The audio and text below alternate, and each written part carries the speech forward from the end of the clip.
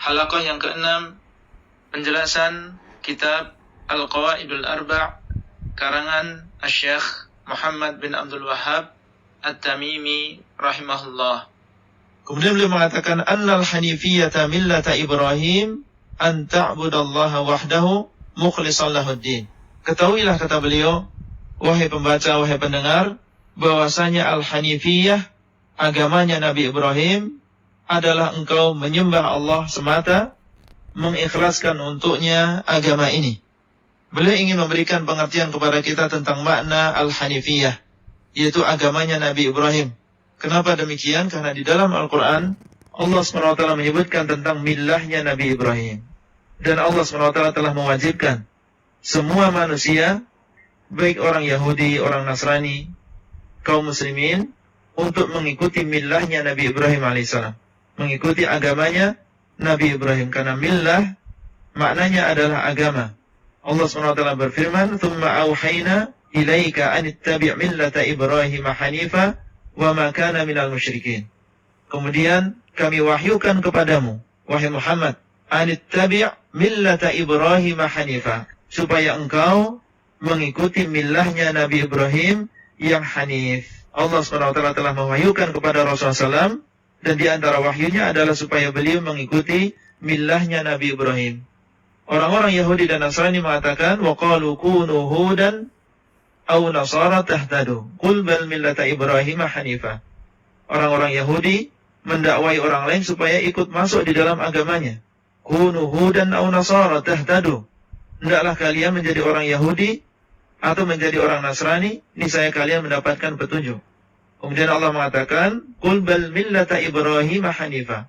Katakanlah, wahai Muhammad, justru atau bahkan kami mengikuti millahnya Nabi Ibrahim yang hanif. Menunjukkan kepada kita bahwasanya kita diperintahkan untuk mengikuti millahnya Nabi Ibrahim yang dinamakan dengan al-hanifiyah. Al-hanifiyah berasal dari al-hanif yang artinya adalah mustaqim, yang artinya adalah lurus. Artinya agama al-hanifiyah adalah agama yang lurus hanya kepada Allah SWT, berpaling dari selain Allah SWT. Beliau mengatakan, an ta'budallaha wahdahu mukhlishan lahuddin. Yang dimaksud dengan millahnya Ibrahim, yang kita diperintahkan untuk mengikuti millah ini, adalah engkau beribadah kepada Allah wahdahu, hanya untuk Allah SWT.